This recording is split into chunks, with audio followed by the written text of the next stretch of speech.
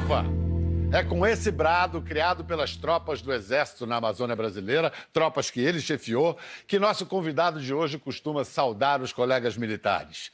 Nos últimos meses, enfiado de corpo inteiro nas trincheiras da política, usou a saudação Selva também na campanha para entusiasmo dos eleitores de Jair Bolsonaro. General de 4 estrelas, dos mais respeitados militares do país, comandante das forças da ONU no Haiti, ele é um tríplice coroado. No jargão da caserna, isso quer dizer que ele foi o melhor aluno nos 3 cursos de formação da elite do nosso Exército. Quando ninguém levava a sério a candidatura de Bolsonaro, ele emprestou seu prestígio ao capitão reformado. É um personagem-chave do novo governo. Gente graúda, que conhece bem os dois, garante. Entre todos do núcleo duro do governo eleito, o presidente Jair Messias Bolsonaro só abaixa a cabeça para ouvir a ele, que vai trabalhar dentro do Palácio do Planalto como chefe do Gabinete de Segurança Institucional, cargo com status de ministro. Em meio a seu dia a dia frenético na preparação do novo governo, o general Augusto Heleno fez a gentileza de nos receber em Brasília.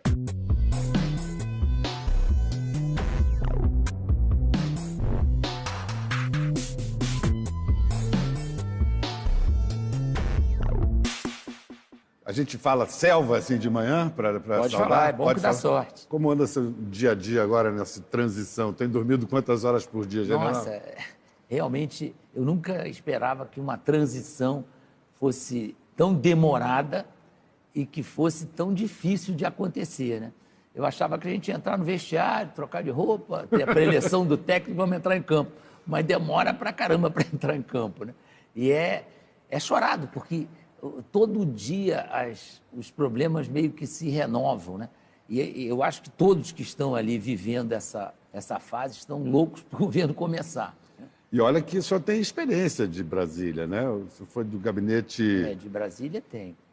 O senhor foi do governo Collor, o senhor era do gabinete militar? Era do gabinete militar.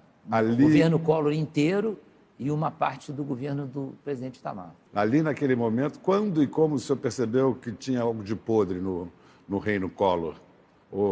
E o que o senhor fez? Não, o que acontece é que isso é outra coisa interessante, né? A nossa dedicação é à instituição presidente da República, não é ao personagem.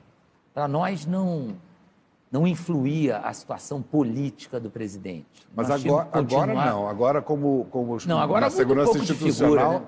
Você está... Agora eu tenho um papel político que eu tenho consciência que é importante, até porque o anúncio inicial que eu seria ministro da Defesa... Eu estranhei. Não, para mim, não vou dizer que fosse mais fácil, porque é uma missão também bastante relevante, importante, mas pela minha vivência na área, 45 anos de serviço, lógico que eu teria maior intimidade com os assuntos, né?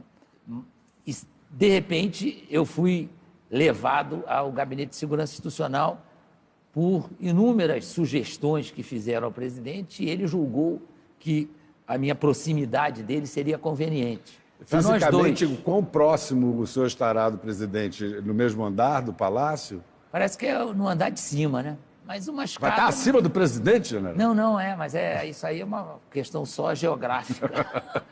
Mas o fato é que está dentro do Palácio do Planalto é óbvio que eu me senti muito prestigiado. E é interessante, do ponto de vista profissional, é uma experiência nova, ter conhecimento de praticamente todos os problemas e com a responsabilidade de ser o soldado do silêncio, né? Porque o Gabinete de Segurança Institucional, por ser a cabeça do sistema brasileiro de inteligência, por tradição, por doutrina, todos aqueles que estão ali são soldados do silêncio. É uma coisa que eu não estou muito habituado. Então, eu tenho que fazer força para ser soldado do silêncio. O senhor gosta de falar? Eu gosto de falar. Eu acho que é importante a gente trocar ideia. Eu nunca tive nenhum preconceito contra a imprensa e sempre encarei esse contato muito produtivo para mim. Aprendia muita coisa e gosto de ter esse contato. O senhor está tentando convencer o presidente eleito de que isso é importante? Porque o presidente eleito ele andou às turras com a imprensa, né? Eu acho que era mútuo, né? Era mútuo, Era é mútuo. verdade, é verdade. Eu tenho um diagnóstico que às vezes pode parecer um pouco pesado, mas eu sinto na imprensa mundial, por um problema ideológico, que muitas vezes a informação está sendo prejudicada por uma torcida. A imprensa precisa voltar a ser um instrumento de informação mais do que uma torcida por alguém, né? Então, toda a campanha do presidente eleito foi caracterizada por uma enorme torcida contra ele. Então, isso acabou prejudicando a visão do que estava acontecendo. Aconteceu nos Estados Unidos em relação ao presidente Trump também, né? A torcida era muito maior do que as evidências. O senhor é filho de militar e, em geral, famílias militares viajam muito. No seu caso, isso aconteceu? Viajei pouco. Como filho de militar, viajei pouco. Porque seu pai foi professor. Foi ser professor do Colégio Militar, então ele estava fora desse sistema de transferência. O senhor foi professor do presidente na escola de cadetes, né? Fui instrutor dele. Instrutor. Mas tinha pouco contato com ele, porque eu era do curso de cavalaria, né? Sim. Os instrutores são dos diferentes cursos. Infantaria, cavalaria. Mas eu era instrutor do curso de de cavalaria. Mas eu tinha contato com ele por causa do esporte. Como ele era atleta e eu tinha curso de educação física na época, eu ajudava muito na sessão de educação física. Então, meu contato com a equipe de pentatlo era relativamente frequente. E ele era pentatleta.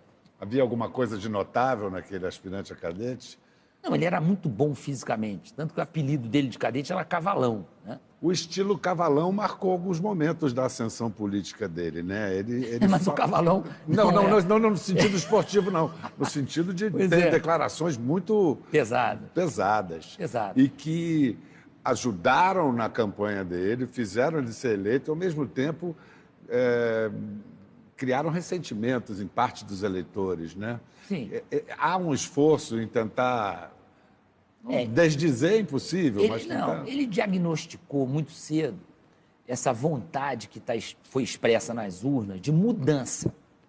Mudança mesmo. Né? E ele passou a simbolizar essa mudança. Até por isso, eu acho que ele acabou, em alguns momentos, se deixando levar por esse desejo de demonstrar: eu sou o porta-voz da mudança. E cometeu alguns excessos, ele mesmo reconhece, né? Que deu caneladas e que isso na época, em algumas situações, foi proveitoso do ponto de vista eleitoral, mas de algumas coisas ele já voltou atrás, já se explicou, né? Colocou as coisas em outros termos, e hoje ele tem uma postura muito diferente. Pode ver o discurso que ele fez agora recentemente na diplomação, onde ele deixou bem claro que ele é o presidente de todos os brasileiros, que vai buscar a união, vai buscar a conciliação, vai buscar uma... Claro, oposição sempre haverá, né? Mas tem que ser uma coisa educada, racional, democrática. Que isso ele tem sido muito enfático, né? Na defesa da democracia, na defesa da Constituição. E isso me parece um ponto, isto é inegociável para o Brasil. Não temos como negociar a democracia, né, a igualdade, a quebra dos preconceitos. Isso não tem mais como voltar atrás. Isso é um avanço que nós temos que cultivar. A quebra dos preconceitos, a gente poderia nomear que preconceitos? Racial, orientação sexual, né? O próprio preconceito social, que, no fundo, acaba envolvendo o preconceito racial. Todos esses preconceitos, eles têm que ser vencidos. E a nossa geração, aí eu vou me incluir aí na minha geração, né? Nós tínhamos esses preconceitos muito arraigados, né? Que foram, pouco a pouco, se demonstrou que isso não tinha fundamento, que isso precisava ser vencido, né? O senhor tem uma carreira reconhecidamente brilhante e dois grandes momentos que a gente pode eleger. Um, o comando da Amazônia, e o outro, o comando das Forças de Paz no Haiti. Não necessariamente nessa ordem. Começou com o Haiti. Não necessariamente nessa ordem. Para falar do Haiti, eu quero exibir uma cena sua no Haiti. Una vez en un país exactement la police. autorités d'Haïti. C'est le gouvernement. Nous sommes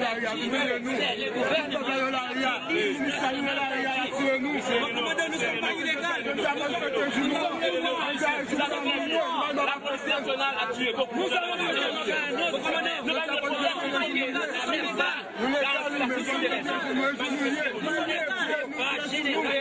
les choses.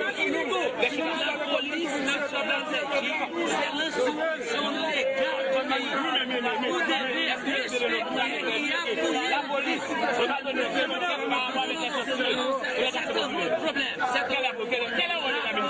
C'est un problème. Nous sommes ici, vous comprenez que je suis ici depuis 6h du matin. Pourquoi?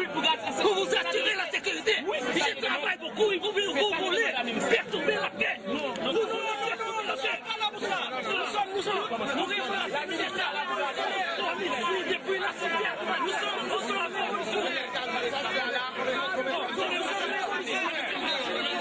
nous avons le droit, commandant. Nous avons le droit. Nous sommes General, essa situação, o que era exatamente? Não, isso aí era o seguinte, às vezes essas coisas fora do contexto fica parecendo... O que acontecia? Tinha 80% da população haitiana desempregada. Era muito fácil fazer manifestação. Todo mundo desempregado, o cara dava 2 tiros na rua, corria todo mundo, e manifestação bastava um alto-falante para juntar muita gente. Então estabelecíamos um roteiro para as manifestações. Isso aí, por exemplo, eu ia para o meio da... A gente viu. Eu ia para o meio dos líderes manifestantes para que eles cumprissem o roteiro que estava previsto. Eles têm todo o direito de fazer manifestações, eram democráticas, eram perfeitamente justificáveis, até pela situação que o país estava vivendo, só que eles tinham que cumprir o roteiro, porque eu só conseguia manter a segurança, o meu efetivo era muito pequeno no Haiti. E muitas vezes eu tinha que ir lá para dizer para os caras, vocês não vão passar daqui, não insistam que vocês não vão passar. E às vezes, muitas vezes eu até me questionava por que eu tinha menos paciência do que os soldados. Meus soldados tinham uma paciência de Jó. Eles aguentavam, assim, gente gritando na frente deles, ficavam pacíficos. Eu não, eu partia para discutir com o cara e dizer, não, você não vai desrespeitar, isso foi acertado antes, a manifestação é tal roteiro, você vai cumprir. Você tornou mais paciente depois disso? Ah, sei lá, tem horas que eu fico impaciente. Não, mas quando as coisas complicam, eu normalmente fico mais tranquilo. É mais fácil eu perder a estribeira, como se diz na gíria, porque falta carga da minha caneta, do que uma coisa mais grave. Quando a coisa fica muito grave, eu... Reconheço bem isso. Há como transportar a experiência do Haiti para o Rio de Janeiro? O Haiti é aqui? Eu acho forçado um pouco essa expressão. Claro, ela tem um certo fundamento. Existem coisas muito semelhantes, né? Por exemplo, a atuação em área urbana é muito semelhante ao que acontece no Rio de Janeiro. Nós, no Haiti, tínhamos tiroteios quase diários. O entrar e sair da comunidade é uma coisa interessante, né? Nós só conseguimos iniciar a pacificação das comunidades haitianas quando nós reconhecemos que precisávamos permanecer dentro da comunidade. Uma grande diferença no Haiti é que não havia defesa de pontos de droga. Então, eles não lutavam ardentemente para manter uma determinada área. Eles... No Rio, não. No Rio há isso. É lógico. No Rio, eles defendem com o sacrifício da própria vida aqueles pontos de venda de droga. As intervenções militares no Rio de Janeiro não têm sido bem-sucedidas. E agora o governador Witzel assumiu com declarações como essa. Diante dessa frase, por isso que bom que o senhor está aqui até para contextualizar, explicar e desenrolar, pode vir à cabeça a seguinte hipótese, digamos assim, um cidadão com um fuzil de costas, estou aqui montando um cenário possível, plausível ou não, de costas, e a possibilidade de um sniper, de um policial executá-lo sem ele estar representando nenhuma ameaça. Mas como o senhor diz que isso que o senhor propõe... Ele está de fuzil na mão. Ameaça. O senhor entende... Imediatamente ameaça. O senhor entende que qualquer pessoa... Se ele não for abatido, ele vai usar o fuzil para acertar quem quer que esteja na frente dele. Porque isso não é... Não é, me perdoe, governador. A gente já teve vários casos aqui no Rio de Janeiro, por exemplo, de guarda-chuva, furadeira... Normalmente, sniper não atira em quem está de guarda-chuva. Mas Muito menos isso de quem já está de furadeira. aconteceu, né? Não era um no sniper. nosso estado. Não, era um militar preparado para esse tipo de missão. Quando é razoável matar um criminoso armado? Só fazer uma observação em relação ao insucesso, entre aspas, Das intervenções. Essa última intervenção no Rio de Janeiro, ela pode ser considerada um sucesso pelo tempo que durou e pelos resultados que obteve. Ao contrário da Maré. Todas as outras tiveram um relativo êxito durante um certo tempo e depois acabaram, a situação voltou ao que era. Mas essa última intervenção, ela tem inclusive o apoio crescente da população. A última pesquisa da Datafolha deu 72% de aprovação. Eles tiveram o bom senso e a lucidez de entender que a intervenção, pelo prazo que ela estava prevista, ela não mudaria totalmente o panorama do Rio de Janeiro.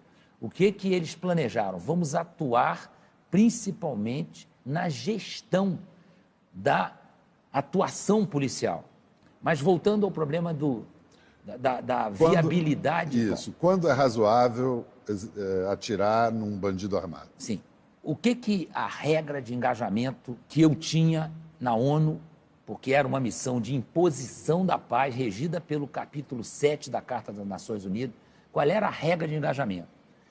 O comandante da cena julgava se o sujeito que estava ali como força adversa, se ele representava um ato ou intenção hostil que pudesse causar sérios males aos inocentes que estavam na Carregar um área. fuzil configura. Ora, o sniper, ele dispõe de uma luneta que impede esse tipo de julgamento completamente errado. E ele é preparado, ele é instruído para ter o discernimento de saber, não, esse camarada está realmente armado com fuzil. É claro que a impressão que fica é que o sujeito vai sair atirando indiscriminadamente em todo mundo que está armado e que todo mundo vai cada vez se armar mais em relação a isso. A ideia dessa regra de engajamento é exatamente o contrário. É uma regra dissuasória, ou seja, eu quero desencorajar o sujeito de andar armado no meio de uma população inocente, onde há crianças, senhoras. Então, com que direito ele porta um fuzil e exibe esse fuzil, debocha das forças legais usando um fuzil, quando aquilo é um alto risco para inocentes? Isso me abre para duas perguntas. Uma, o senhor falou há pouco das Nações Unidas. Essa semana tivemos 70 anos da Declaração dos Direitos Humanos. E o senhor repetiu essa frase que tem um bom efeito propagandístico, mas causa arrepios, que é direitos humanos só para humanos direitos. Não, o só não tem. O só muda um pouco o conceito. Direitos humanos são basicamente para humanos direitos. Exatamente. Foi essa a sua frase. Exatamente. Se eu tenho limitação em proporcionar direitos humanos, e temos essas limitações, que somos um país ainda economicamente enfraquecido, moralmente enfraquecido, socialmente enfraquecido, se eu tiver que canalizar o meu esforço de proporcionar direitos humanos para alguém, entre o cidadão que trabalha, sai de casa às 6 horas da manhã, volta às 10 da noite, encara um transporte público terrível, sofre todos os tipos de limitações na sua vida diária, ele tem muito mais direito a ser pleno de direitos humanos do que o sujeito que é bandido, que está assaltando esse sujeito no meio da rua, que o nosso filho sai e a gente não sabe se vai voltar, né? Então, o que a gente reclama é que muitas organizações de direitos humanos não vão no enterro do policial e vão chorar no enterro do bandido.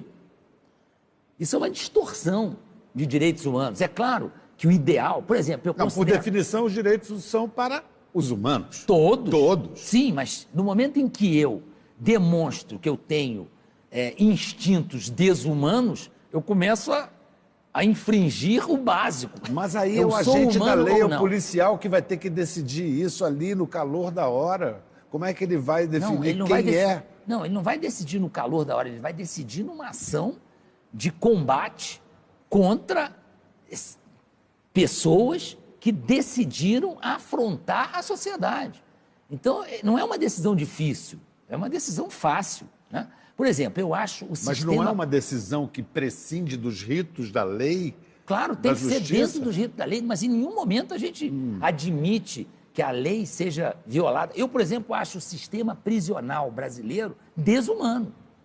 Sem dúvida. Desumano. E está escrito na Constituição que a restrição da liberdade, quer dizer, eu estou contrariando um direito humano, o ir e vir. Eu boto o camarada dentro, por decisão judicial, eu coloco ele dentro do presídio. Mas aí tá? cumprindo todos os ritos jurídicos. Preciso que esse presídio, até por determinação constitucional, seja algo que vá recuperar esse indivíduo para a sociedade, né? Alguns são irrecuperáveis por instinto, por, sei lá, bota um psicólogo aí para explicar por que o sujeito não admite se viver dentro das regras humanas, né? Isso é outro caso. Mas o que eu tenho hoje nos nossos presídios é uma formação de pós-graduação, mestrado e doutorado em bandidagem. Então, isso aí nós temos que mudar. Esse aspecto tem que ser muito bem considerado. Então, eu não posso ter um sistema prisional que é uma fábrica de bandidos requintados, que passam a ser atraídos pelas organizações criminosas, que passam muito novos a não ter mais opção, chega a um ponto que o camarada não tem opção, né? Se ele sair da organização criminosa, ele vai ser executado. Se continuar ali, eles mesmos sabem que vivem pouco, né? Então, o nosso sistema prisional precisa ser, assim, drasticamente modificado. Mas a gente falava dessa estratégia, porque a questão da segurança é dramática no Brasil. Foi uma das bandeiras que elegeu o presidente Jair Messias Bolsonaro. Mas uma das coisas que ele disse era que era necessário armar a população. Ontem, em Campinas, nós tivemos um exemplo do que pode fazer a liberalização do porte de armas, do uso de armas. Foi uma cena norte-americana ontem, em pleno Brasil. Uma situação extraordinária. Sim, mas quanto mais gente tiver acesso à arma, general, mais isso poderá acontecer. Ontem é o caso típico. Hoje já tem uma notícia que a arma estava raspada. É uma arma de uso exclusivo das Forças Armadas e estava raspada. Então ele não comprou. Ele não comprou essa arma legalmente. O porte ilegal é muito mais perigoso do que o porte legal. O que o presidente defende é por que não deixar o cidadão de bem, né, ter a possibilidade de ter uma arma para a sua defesa pessoal em casa. Essa é a posse da arma. O porte de arma tem que ser muito mais dificultado. E aí nós vamos ter uma comparação muito fácil de ser compreendido. Se nós partirmos do princípio que o porte de arma pode... Nós temos 64 mil homicídios no Brasil em um ano. Recorde mundial. Recorde mundial. Então, essa restrição ao porte de arma não tem levado a nada, né? Então, vamos partir para o outro lado? Vamos dar porte de arma e vamos comparar com o automóvel?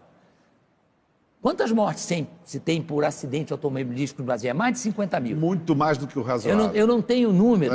Vamos proibir o automóvel? É diferente, né? Não, é uma arma na mão de quem não está habilitado, quem é irresponsável. Então, é mais ou menos a mesma coisa. Mas o que eu estou dizendo assim, será que pode se vender a facilitação de se possuir uma arma como uma estratégia pertinente de combate à criminalidade? Não é de combate à criminalidade, é a possibilidade do cidadão de bem poder se defender. Estão aumentando o número de assaltos a residências. Então, se eu tenho uma arma, se o bandido sabe que eu posso ter uma arma em casa e legalmente utilizá-la para me proteger minha família... Isso já pode dissuadi-lo. Posso dissuadi-lo. É a mesma coisa dessa história de atirar no sujeito armado com fuzil. Não é para sair atirando indiscriminadamente, é exatamente isso. É para mostrar para o indivíduo, olha, se você estiver armado de fuzil, você está começando a correr risco, né? Você pode perder sua vida por causa disso. Você não está mais impune como você estava antes. Isso é muito tranquilizador ouvindo de um general, de um comandante, mas para usar aquela expressão famosa, mas e o guarda da esquina, general? Não, mas aí que está. A preparação é que tem que ser muito bem feita. A mesma coisa do motorista. O motorista, ele passa numa escola, ele é obrigado a ter um número de aulas. O sujeito, para ter o porte da arma, ele tem que ser submetido a uma série de condicionantes. Exame psicotécnico, tiro num estande, preparação. Eu, por exemplo, tinha arma em casa, naturalmente, Militar. desde que meus filhos eram muito pequenos. Fiz questão de pegar uma arma de ar comprimido e eles, com 9, 10 anos de idade, aprenderam a atirar com ar comprimido. E sabiam que a arma causava morte mal utilizada e que não era brincadeira, que não era coisa para ficar mostrando para amiguinho. Isso foi perfeitamente definido, né? Então, é essa preparação que tem que acontecer e tem que ser exigida, né? Exigida. Isso é um tema polêmico, eu concordo que é polêmico, porque se levar para o extremo, o cara vai dizer, pô, daqui a pouco vai sair todo mundo atirando em todo mundo. Então, o marido e mulher vão se matar em casa, qualquer briguinha, o cara vai pegar a arma e matar. Pô, então não vai ter faca mais em casa. Vamos dar dentada na maminha. General, eu estou sem graça, porque eu estou retendo o senhor aqui durante essa transição, mas eu preciso fazer ainda algumas perguntas. Nessa transição, já ocorreu o primeiro episódio mal explicado aí, a questão do COAF, indicando movimentação financeira do Fabrício Queiroz, ex-assessor do senador eleito Flávio Bolsonaro. Alguma explicação para esse caso já o satisfez? Satisfez o senhor? Não, estamos aguardando os acontecimentos. Tem que esperar aí os participantes principais, que não apareceram ainda, né, dizerem porquê dessa... Agora, eu fico muito feliz que o COAF tenha se manifestado, porque ficou em silêncio durante muitos anos, né? Não, o COAF foi fundamental no Mensalão, o COAF também foi ativo no Petrolão. Isso está sendo um pouco injusto. Tá bem.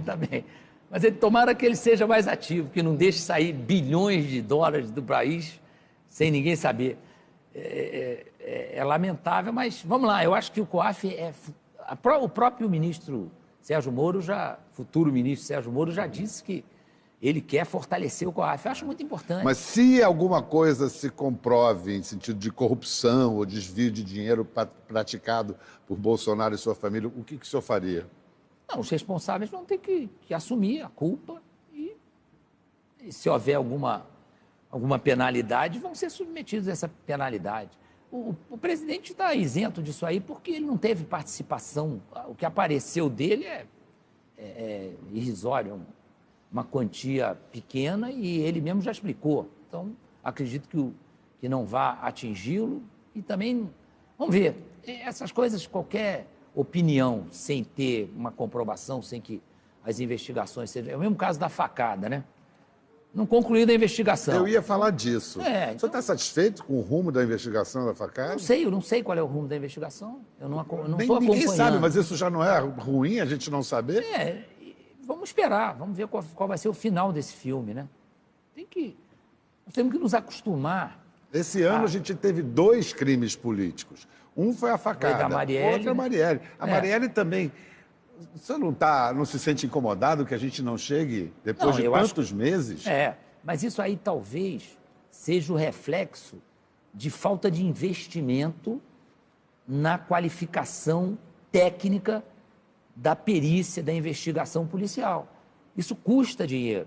E houve não sei se isso é totalmente verídico, mas já saiu no jornal a quantia que foi gasta em um ano para melhorar a perícia e a investigação na Polícia do Rio de Janeiro. Era coisa de R$3.000. Uma coisa mas parece que a investigação da Marielle não foi falta de recursos, foi envolvimento de agentes do próprio Estado. Tudo indica, né? Claro, mas isso aí tem que ser corrigido. Nós temos, nesse aspecto de segurança pública, eu considero um dos problemas mais urgentes que nós temos para enfrentar. Augusto Heleno e...